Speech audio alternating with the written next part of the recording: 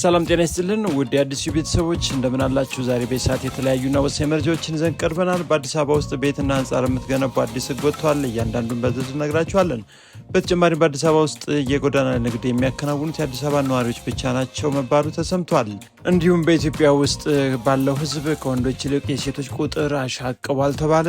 ሙሉ መረጃ ያለው ተሰሙታላችሁ። እንዲሁም የኢትዮጵያ ኤሌክትሪክ አገልግሎት ከሚያዝያ ወር ጀምሮ የፍጆታና የአገልግሎት ታሪፍ ጭማሪ ሊያደርግ መሆኑ ተሰምቷል። እነዚህንም ሌሎች መረጃዎችንም እንደሚከተለው አጠር አድርገን አቅርበናል። አብራችሁን ቆዩ።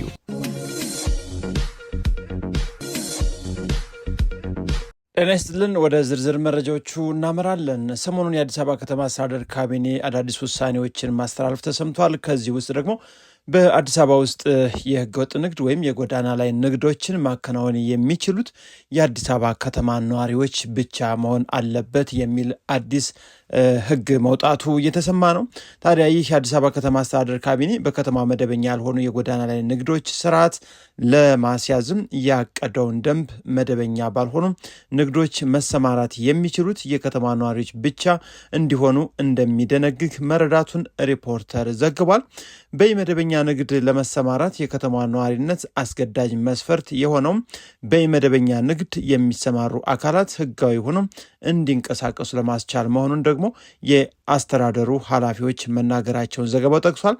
ከገጠር ወደ አዲስ አበባ የሚደረጉ ፍልሰቶች በከተማዋ ላይም ጫና እንዳያሳድሩና መደበኛ ያልሆኑ የጎዳና ላይ ንግዶች የጸጥታና የደህንነት ስጋትን እንዳይፈጥሩ የትራፊክ እንቅስቃሴንም እንዳያስተጓጉልና ህጉንም ተከትሎ የሚሰሩ ነጋዴዎችን እንዳይጎዳ የህግ ማዕቀፍ ወጥቶለት ተፈጻሚነቱን ለመከታተል ደንቡን ማውጣት እንዳስፈለገ ኃላፊዎቹም ገልጸዋል ተብሏል።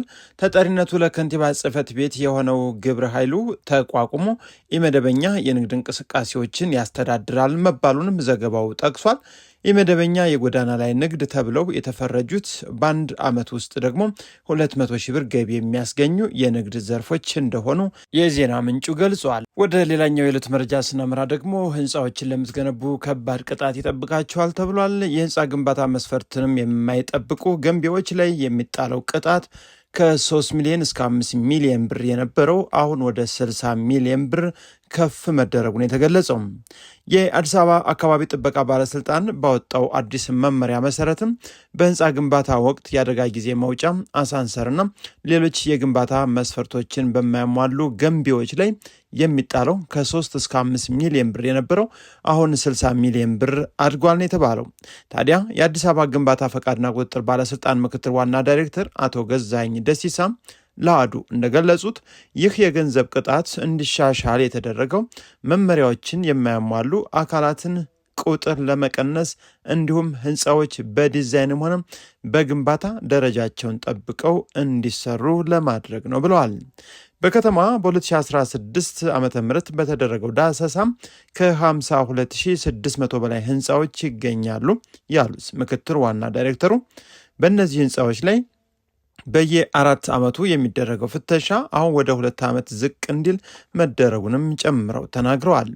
አህዱ በዚህ አሰራር መሰረትም ምን ያክል ገንቢዎች ተጠያቂ ተደረጉ ሲል ላነሳው ጥያቄ ቁጥራዊ መረጃዎችን ከመስጠት የተቆጠቡት አቶ ገዛኸኝ ነገር ግን ከህንፃዎች የአደጋ ጊዜ መውጫ ብረቶች መሰረትም ስታንዳርድ ጋር በተያያዘ የሚወሰነው የህንፃው ከፍታና የሚይዘው ክብደት ነው ሲሉም ተናግረዋል።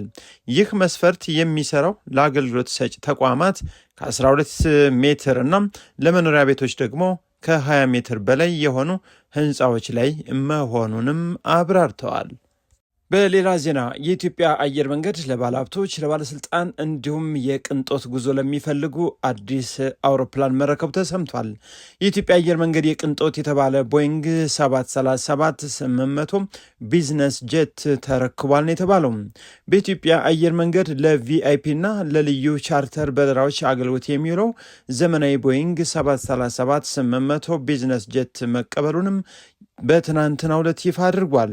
ይህ አውሮፕላን በተለይ በተለይ በአፍሪካ ውስጥ የንግድና የኢንቨስትመንት እንቅስቃሴዎችን ለማሳለጥ ተደጋጋሚ ጉዞዎችን ለሚያደርጉም ከፍተኛ የንግድ ሰዎች፣ ድርጅቶችና ደረጃቸውን የጠበቁ ልዩም የቻርተር በረራ አገልግሎት ለሚፈልጉ ተጓዦች ልዩ አገልግሎት ለመስጠት ታስቦ የተሰራና የተዘጋጀ መሆኑንም ተጠቁሟል።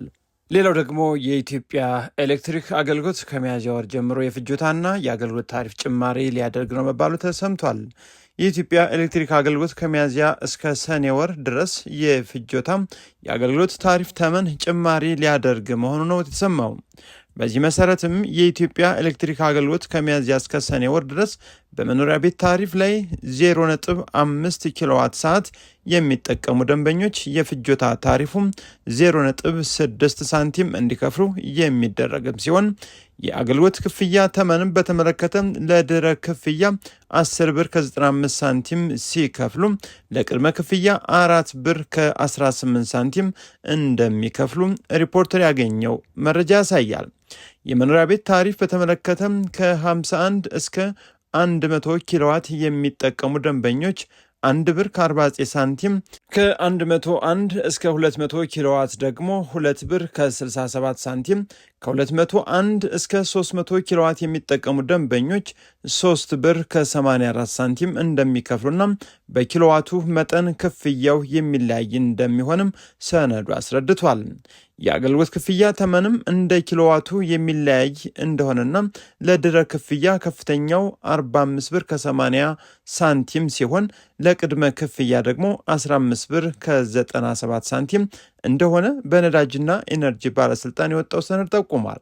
የነዳጅና ኢነርጂ ባለስልጣን የኢነርጂ አቅርቦት ስርጭት ሬጉሌሽን ስራ አስፈጻሚ አቶ ባህሩ ኦልጅራም እንደገለጹት በየ3 ወራት በፍጆታና በአገልግሎት ታሪፍ ላይ ከሚያዝያ ወር ጀምሮ ጭማሪ ይደረጋል ብለዋል። የመኖሪያ ቤት፣ የንግድ ቤት፣ የአነስተኛ ኢንዱስትሪ፣ የመካከለኛ ኢንዱስትሪዎችና የመንገድ መብራቶች ላይ እንደ ኪሎዋቱ ልዩነት ጭማሪ የሚደረግ መሆኑንም አክለው ገልጸዋል። በቀጣይ ደግሞ በአዲስ አበባ ውስጥ በርካታ ዳቦ ቤቶች እርምጃ እንደተወሰደባቸው ተሰምቷል። እነዚህም ዳቦ ቤቶች ከ70 ግራም በታች ሲሸጡ የተገኙ ናቸው ተብሏል። ብዛታቸው 72 በላይ የሆኑ እነዚህ ዳቦ ቤቶችም እርምጃ መወሰዱን የአዲስ አበባ ንግድ ቢሮ አስታውቋል።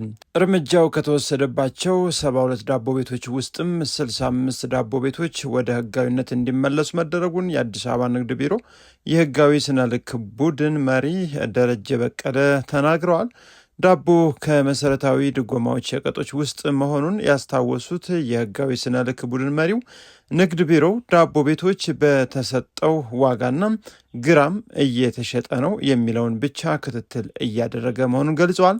ንግድ ቢሮው በክትትልና በቁጥጥር ወቅትም ከተለጠፉ የዳቦ መሸጫ ዋጋ በላይና ከተተመነው ግራም በታች መጠን ያለው ምርት የሚሸጡ ዳቦ ቤቶች ላይ የጽሑፍ እስከ ንግድ ፈቃድ መሰረዝ እርምጃ የሚወሰድበት አሰራር ስለመኖሩም አቶ ደረጀ በቀለ አስታውቀዋል። ዳቦ ቤቶች ከለጠፉት ከዋጋ ዝርዝር በላይ ሲሸጡ እንዲሁም ግራም አጉድለው ሲገኙ ህብረተሰቡ በነፃ ስልክ ቁጥር 8588 ጥቆማ መስጠት እንደሚችልም ተናግረዋል። ወደ መጨረሻው መረጃችን ስናመራ ደግሞ የኢትዮጵያ የሴቶች ቁጥር መጨመሩ ተነግሯል። የኢትዮጵያ ሕዝብ ቁጥርም 109.4 ሚሊዮን መሆኑን የኢትዮጵያ ስታቲስቲክስ ኤጀንሲ ለሪፖርተር የእንግሊዝኛው ክፍል ማሳወቁ ታይቷል። እንግዲህ የኢትዮጵያ ሕዝብ ቆጠራ ያካሄደው በ2007 ዓመተ ምህረት ነበር። በወቅቱም የሕዝብ ቁጥር ብዛት 73.7 ሚሊዮን መሆኑን ይፋ ተደርጎ ነበር። ይሁን እንጂ አሁን የተለያዩ ዓለም አቀፍ ተቋማት የኢትዮጵያ ሕዝብ ብዛት ከ120 ሚሊዮን በላይ ደርሷል ቢሉም የኢትዮጵያ ስታቲስቲክስ ኤጀንሲ የኢትዮጵያ ሕዝብ ብዛት ቁጥር 109.4 ሚሊዮን ነው ሲል ተናግሯል። በዚህም በኦሮሚያ ክልል ህዝብ ብዛት በ2007 ዓ.ም ከነበረው 27 ሚሊዮን ወደ 42 ሚሊዮን ከፍ ብሏል።